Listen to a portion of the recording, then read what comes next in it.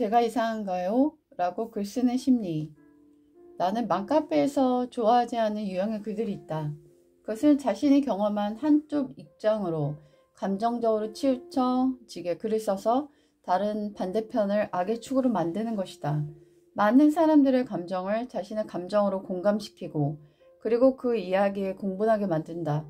마침내 상대편이 나쁜 사람인 것처럼 소문이 나도록 일까지 만드는 것을 보면서 이것은 매우 좋지 않은데 라는 생각이 들었다.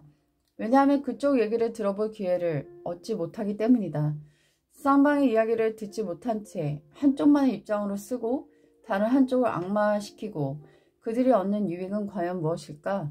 그런 식으로 감정적 위로를 얻고서 과연 그들은 어떠한 도움을 얻을 수 있는 것일까?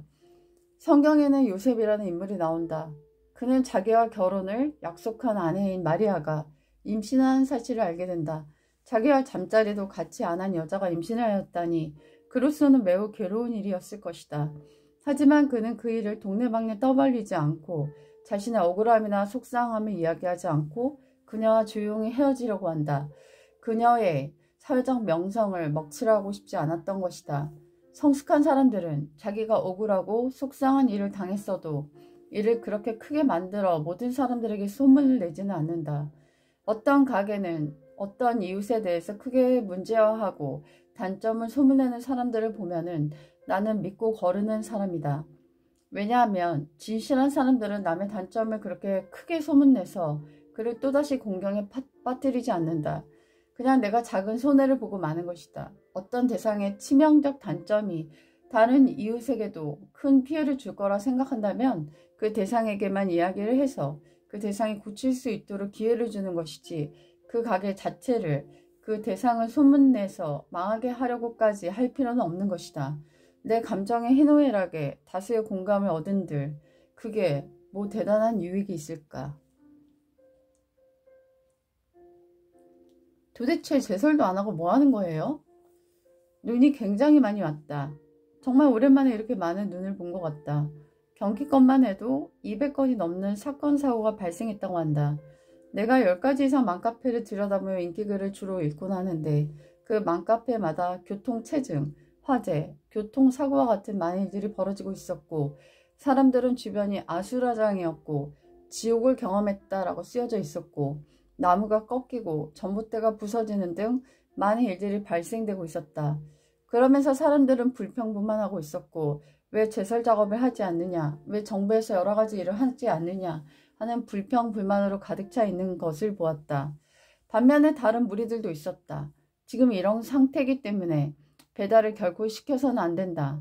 배달원들의 목숨도 중요하기 때문에 목숨과 맞바꾼 배달 음식 사용을 자제하자. 그리고 택배 신청을 하지 않았다. 택배가 너무 급한데도 참고 있다. 내가 직접 가서 물건을 가져왔다라는 선한 무리들의 움직임들이 있었다. 배달 노동자, 플랫폼 노동자들의 목숨을 중시하고 사랑하는 사람들의 행동을 보면서 나는 참 많은 생각을 하게 되었다. 폭설은 자연재해다. 누군가 만들어낸 인재가 아니다. 이건 누구나의 인생에 닥칠 수 있는 어려움이다. 그 어려움에 대한 반응은 선명하게 두 가지로 나타난다. 불평불만하는 사람과 이 상황에서도 더 약한 사람을 보호하고자 하는 사람들의 행동들. 나는 이것을 보면서 빙판길을 걸으면서 빙판을 제설하지 않는 사람들을 욕하는 사람과 빙판길이 될까봐 눈을 맞으며 묵묵히 제설하고 있는 사람들의 무리의 모습을 보며 나는 과연 어떤 사람들 편에 들어가고 있는지를 생각하게 되었다. 자연은 점점 빠르게 망가지고 있다. 그리고 자연재해는 이보다 더 자주 우리 삶 속에 다가올 것이다. 이럴 때마다 우리는 어떤 태도를 보일 것인가? 프랑스에서는 자기 집 앞에서 사람이 지나가다 다쳤을 경우에 모든 치료비를 그 집주인이 해줘야 하는 법이 있다고 한다. 내 집 앞에 제설은 내가. 자연재해는 죽거나 다치지만 않아도 감사한 것이다. 모두가 힘든 순간을 겪는데 불평불만하는 글을 쓰지 않는 편이 모두의 정신 건강에 좋다. 한방에 훅. 요즘 한방에 훅 떨어진 유명한 배우가 있다. 나는 그 배우를 평소에 굉장히 좋아했기 때문에 충격을 많이 받았고 마음속으로나마 그 배우가 죽지 않고 잘 버티고 다시 명예를 회복할 수 있기를 바라고 있다. 이성균 배우도 매우 좋아했었는데 그가 실수한 것으로 인해 목숨을 끊은 것은 너무나 안타깝다는 생각을 지금도 하고 있고, 내가 좋아하는 나의 아저씨를 다시는 볼 수가 없다. 너무나 마음이 아프기 때문이다. 성경에는 여자 때문에 인생을 완전히 망친 남자의 이야기가 나온다. 그는 삼손인데 보아서 매력적인 여자에게 빠져들어서 결국은 자신이 갖고 있는 모든 비밀을 노출하고 눈이 뽑히고 조롱당하고 나중에는 목숨까지 잃고 만다. 그 남자의 이야기가 성경에 실려 있는 것은 우연이 아닐 것이다.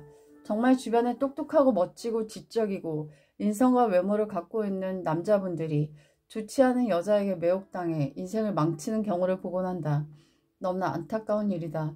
하지만 그분들의 존재 자체가 부정당하는 것은 옳지 않다고 생각한다. 외국 같은 경우는 수신제가 치국 평천화를 적용하지 않는다고 한다.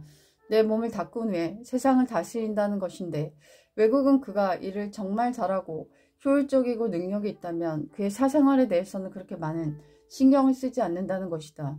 우리나라는 지나치게 유교적이고 남의 삶에 관심이 많기 때문에 그의 사생활에 논란이 생기면은 그가 어떤 일을 추진하는 힘과 능력이 대단한데도 불구하고 그 사람의 존재 자체를 부정하는 경우가 많다. 그것은 매우 잘못됐다고 생각이 든다. 99가지의 장점이 있는데 한 가지 단점이 있다고 해서 그 99가지 자체를 부정하고 매몰시키는 것은 매우 비생산적이고 매우 비합리적이라는 생각이 든다. 남자들은 원래 보이는 것에 약하다. 그리고 보이는 매력에 너무나 심하게 유혹당하고 넘어지기 십상이다. 남자들은 어려서부터 보이는 유혹을 끊임없이 물리치는 훈련을 해야 한다. 그렇지 않으면 평생 어렵게 이룬 것들을 한순간에 다 잃어버릴 수가 있다. 공든탑이 완전히 무너지는 것이다. 그리고 성숙한 여자들이라면 남자들이 유혹당하지 않도록 자신의 매력을 관리하는 모습이 필요하다. 자신이 사랑하는 사람한테만 매력을 보여줄 수 있도록 자신의 매력을 감출 수 있는 노력도 필요한 것이다. 일부러 비싸게 과일 사기. 아주 의미 있는 이야기를 듣게 되었다. 한 노부부가 코로나 기간 동안에 밥을 먹으려고 식당을 찾았는데 전부 다 문을 닫아 우연히 분식점에 들어가게 되었는데, 그 사장님의 낯빛이 좋지 않아 왠지 여쭤보니 너무나 경기가 어려워 힘들어서 그렇다라는 이야기를 듣고 음식을 시켜 먹었는데 그만 콩나물이 상한 채 나온 쫄면을 먹게 되었다. 그들은 안 먹어도 되었지만 사장님에 대한 연민으로 콩나물만 걷어내고 먹었다. 아니나 다를까 그 부부는 3일 동안 장염에 굉장히 고생을 했다고 한다. 그럼에도 불구하고 그 부부는 그 가게를 1년 동안 찾아가 온 음식들을 도장 깨기처럼 온 메뉴를 먹었다고 한다. 그리고 결국은 그 가게 주인이 너무나 감동을 받아 교회를 나가는 사람이 되었다는 이야기였다. 이웃에 대한 진실한 사랑, 연민의 마음이 가져온 따뜻한 행동이 아름다운 열매를 맺는 그런 모습을 보며 나는 우리 동네 트럭에서 과일을 팔고 있는 모자를 보곤 한다. 이 추운 계절에 얼굴이 땡땡 얼어가지고 팔고 있는 모습을 볼 때마다 안타까움을 금할 수가 없다. 그래서 지갑에 있는 돈 18,000원을 전부 다 드렸더니 거절을 당했다. 그냥 받을 수가 없다는 것이었다. 그래서 나는 어쩔 수 없이 과일을 사드렸다. 물론 우린 가게 동네에서는 5,000 얼마에 살 수 있는 것을 거기서는 10,000원에 팔고 있었다. 물론 더 비싸게 사야 했지만 어차피 도와주는 것이기 때문에 가격은 중요하지 않았다. 나는 그곳에서 산 과일을 먹으며 왠지 모르는 뿌듯한 마음이 느껴졌다. 우리는 모두 의정부 세모녀 사건의 이야기를 알고 있다. 너무나 심한 생활고로 인해 죽었던 우리들의 이웃들이다.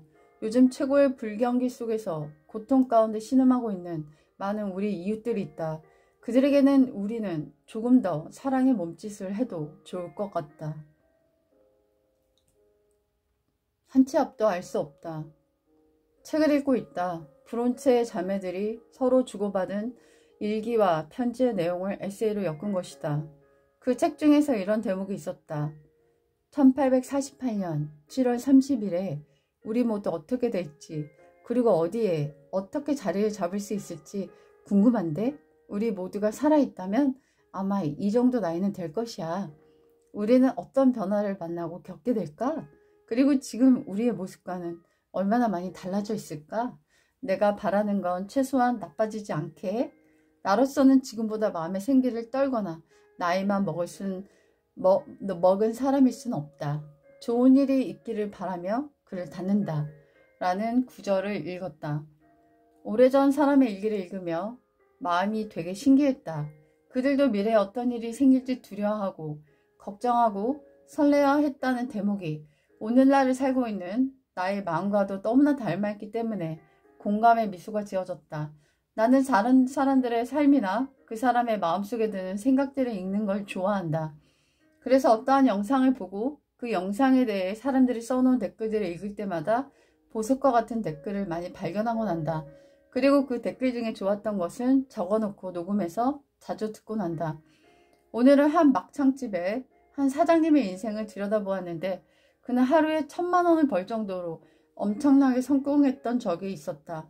가게가 너무 잘 돼서 2개나 운영했던 적도 있었던 사람인데 코로나 기간을 겪으며 완전 밑바닥까지 떨어지게 되었고 지금은 원룸에서 4가족이 살면서 가게를 하나 운영하고 있었다. 그 사람의 인생을 보면서 많은 생각이 지나가게 되었다. 한 치 앞도 알 수 없는 것이 인생이다. 누가 이런 댓글을 써놨길래 메모해놨다.